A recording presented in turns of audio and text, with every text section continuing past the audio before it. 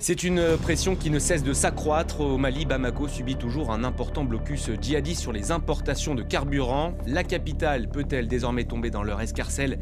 C'est l'inquiétude sur place.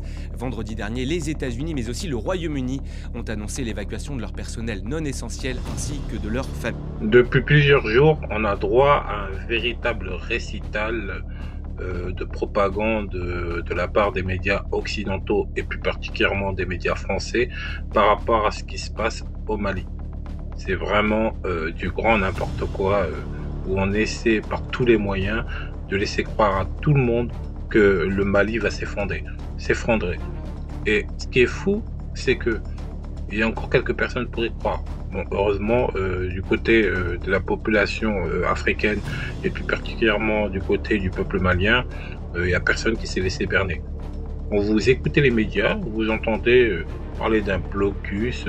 On a l'impression que la capitale est encerclée par des dizaines de milliers, voire des centaines de milliers de soldats suréquipés qui bientôt s'empareront des points les plus importants de la ville. C'est du grand n'importe quoi. Je rappelle que le JNIM, pour casser, c'est maximum 5 à 6 000 combattants, éparpillés dans tout le pays. C'est-à-dire qu'ils n'ont pas d'armement lourd ou quoi que ce soit, pas d'aviation, rien. À part quelques drones qui leur sont donnés, on sait par qui. Donc sinon, ils ont quasiment rien. L'armée malienne, je rappelle que c'est à peu près 25 000 hommes et suréquipés. Donc ça n'a rien à voir. Donc en termes de rapport de force, c'est pas le même monde. Donc on a affaire à un groupe de déstabilisation et on essaie de nous faire croire que ce groupe va réussir encore une fois à s'emparer du pouvoir au Mali. Bon, faut pas se laisser leurrer, encore une fois, c'est qu'une opération de propagande.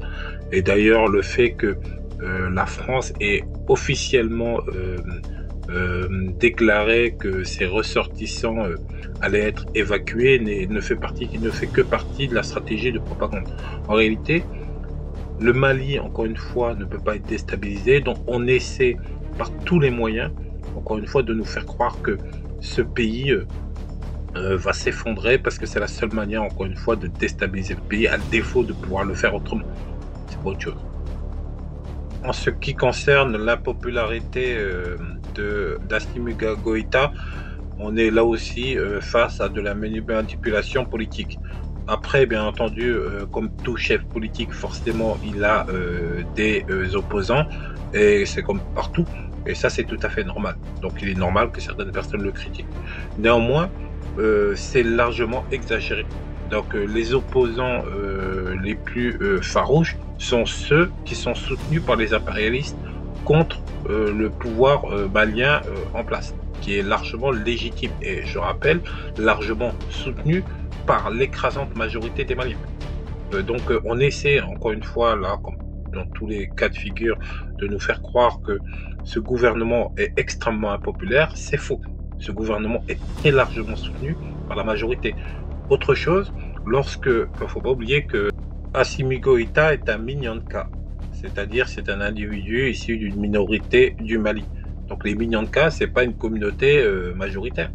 Donc si demain Assimi Goïta se retrouve en impopularité, qu'on connaît le schéma tribal de l'Afrique subsaharienne, il serait pas difficile pour les autres groupes de le renverser. Donc s'il se maintient au pouvoir, c'est pas pour rien. Il se maintient parce que il est soutenu par l'écrasante majorité. Et le schéma tribaliste, comme il peut exister ailleurs en Afrique, on le sait dans certaines régions d'Afrique, ne prend pas au Mali. Parce que l'écrasante majorité des populations vivant au Mali, dans le sud du pays, sont clairement et favorablement du côté du pouvoir, et plus particulièrement d'Assimi Goïta. C'est le cas aussi spécifiquement des Peuls. Moi-même, étant d'origine Peul, mauritanien et sénégalais, mauritanien du côté de mon père et sénégalais du côté de ma mère, mais Peul des deux côtés, c'est-à-dire, je veux dire qu'il faut arrêter avec cette histoire, par exemple, lorsqu'on nous parle des Peuls et qu'on nous dit que les Peuls, par exemple, sont tous hostiles au gouvernement, au pouvoir en place au Mali. C'est faux, c'est une idée reçue. Effectivement, il y a quand même des groupes, on le sait, qui sont du côté aujourd'hui du JNIM, qui sont soutenus et qui sont d'origine Peul, mais ça reste une minorité. D'ailleurs, je rappelle que la femme d'Assimi Goïta, Fala Diallo, est elle-même d'origine Peul. Donc il faut arrêter avec ces histoires-là. Donc le gouvernement malien actuel est largement soutenu par la majorité de la population, et tous les schémas qui sont mis en place par les Occidentaux et plus particulièrement par les Français en termes de déstabilisation échouent depuis plusieurs années. Ils n'arrivent pas, encore une fois, à déstabiliser le Mali, et ils essaient de trouver toutes les parades possibles pour pouvoir le faire. Mais c'est peine perdue.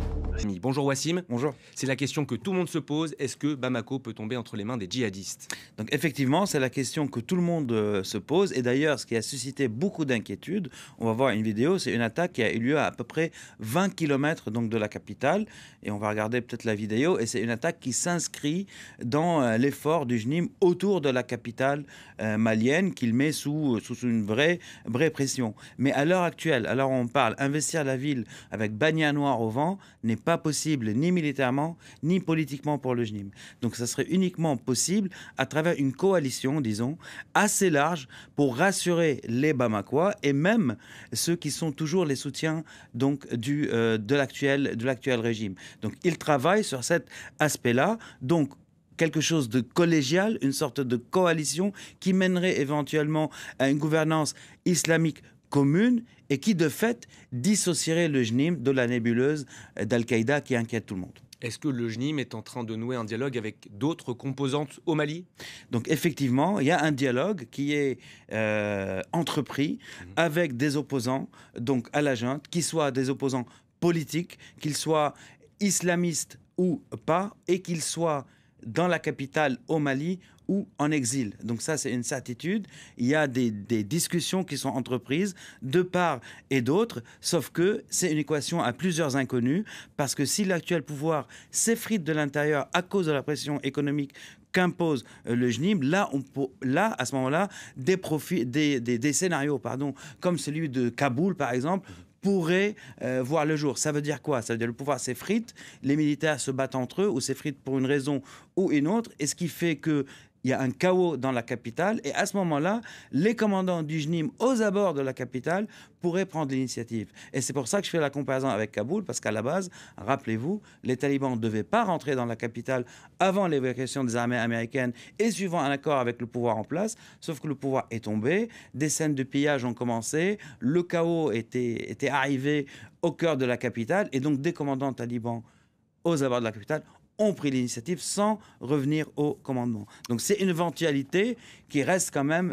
bien réelle, même si objectivement, à l'heure où on parle, le JNIM tout seul ne peut pas prendre la capitale. Donc, c'est tout résumé. Le JNIM ne peut pas prendre la capitale. C'est ce qu'il faut dire. Au lieu de nous pendre un scénario de science-fiction qui n'est absolument réel que dans leur imaginaire. Et comparer la situation au Mali avec l'Afghanistan, c'est vraiment du grand n'importe quoi. L'Afghanistan, on sait très bien que la société politique afghane était profondément corrompue, mais véritablement corrompue de la tête aux pieds. Donc, on ne dit pas qu'au Mali, il n'y a pas de corruption, mais c'est autre chose. Et en face, on avait affaire à une organisation qui était largement soutenue par le Pakistan. Parce que le Pakistan, encore une fois, on sait, c'est une puissance militaire redoutable dans la région. Et surtout, en face, il y avait, comme j'ai dit, même l'armée, de la police, toutes les institutions, tout le monde était corrompu. C'est-à-dire que tout veut dire que, alors qu'au Mali, c'est autre chose. Au Mali, on n'est pas face à ce genre de situation. C'est-à-dire il y a de la corruption, certes, mais ça n'a rien à voir avec ce qui se passait en Afghanistan. Autre chose, il parle de coalition islamique, il n'a pas compris, lui, le pauvre petit chroniqueur, ce que c'est le Mali. L'islam au Mali, comme en Afrique subsaharienne en général, ça n'a rien à voir avec l'islam en Afghanistan ou au Moyen-Orient. C'est-à-dire c'est un islam qui est assez tolérant dans la plupart des cas. Si on exclut quelques peuples, les Peuls, moi-même étant Peul, comme je l'ai expliqué tout à l'heure, à part quelques tribus qui sont un peu plus rigoureuses, et même pour les Peuls, tu vas pas trouver une bande de fanatiques à tous les coins de rue.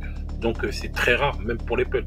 et pour les Bambara, pour tous les peuples tels que les Malinké et tous ces groupes, ce sont des groupes qui sont effectivement islamisés, mais c'est pas du tout, ils pratiquent pas du tout un islam fanatique ou un islam rigoriste, en tout cas pas intolérant, loin de là.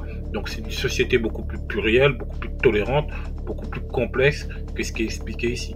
Donc il n'y aura jamais de coalition. Les Noirs du Sud ne voudraient jamais d'un État islamique avec en plus des Touaregs ou des populations arabophones pour chef. Ils n'accepteront jamais. On l'a jamais accepté même dans le passé, même au temps où on était islamisé, au temps des empires centrales ou des grands empires, que ce soit les empires ou les royaumes qui ont été fondés par des peuples. On ne va pas l'accepter aujourd'hui en 2025. Mais il faut vous réveiller un peu. Donc, ce qui est dit ici, c'est surtout que Bamako ne tombera pas. Le régime en place au Mali ne tombera pas non plus. Il n'y aura pas de coalition, ça vous pouvez être sûr. Donc, qu'on arrête ce genre de propagande. Maintenant, après, si vous êtes des gens très naïfs et vous pensez que ces gens-là vont prendre le pouvoir, eh bien, vous allez attendre longtemps.